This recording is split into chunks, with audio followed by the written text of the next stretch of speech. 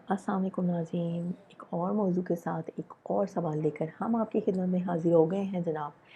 सवाल है और सवाल का जो टॉपिक है वो हम आपको सामने दिखा भी रहे हैं और आपको बताते भी हैं कि हदीस जो है वो अकेला सवार शैतान है, 2 सवार भी शैतान है और 3 सवार काफ़िले वाले हैं। इसकी तहकीक चाही गई है। सवाल जो पूछा गया था वो ये था कि अकेला सवार शैतान है, 2 सवार शैतान हैं और 3 सवार काफ़िले वाले हैं। इस हदीस का मतलब क्या है?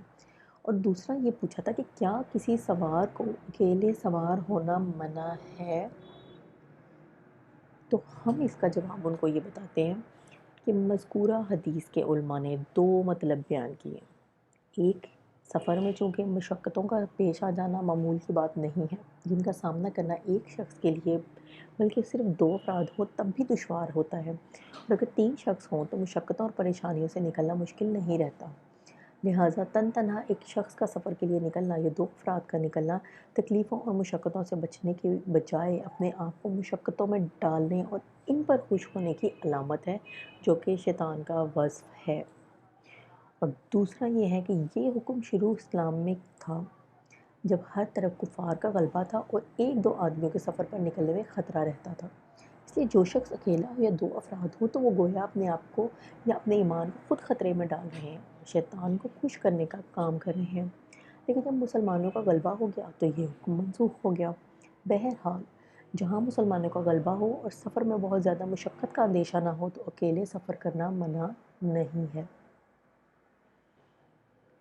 तो नाज़रीन, हम आपके लिए एक बार दोबारा इसका जवाब दोहरा देते हैं कि मज़कूरा हदीस के उलमा ने 2 मतलब बयान किए हैं।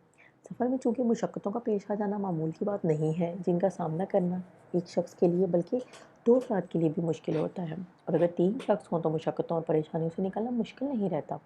लिहाजा तन-तन्हा एक शख़्स का सफ़र के लिए निकलना या 2 अफ़राद का निकलना तकलीफ़ों और मुशक्क़तों से बचने की बजाय अपने आप को मुशक्क़त में डालने और इन पर खुश होने की अलामत है, जो कि शैतान का वصफ़ है।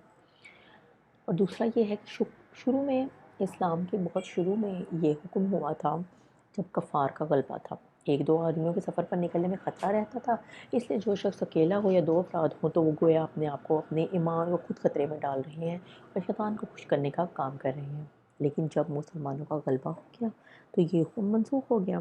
बहरहाल, जहाँ मुसलमानों का गलबा हो और सफ़र में बहुत ज़्यादा मुशक्क़त का अंदेशा ना हो तो अकेले सफ़र करना मना नहीं है।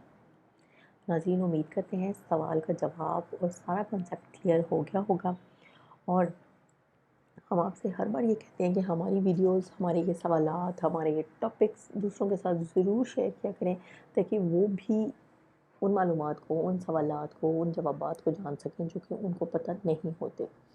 तो इसके साथ ही आपसे इजाज़त चाहेंगे हम। अल्लाह हाफ़िज़।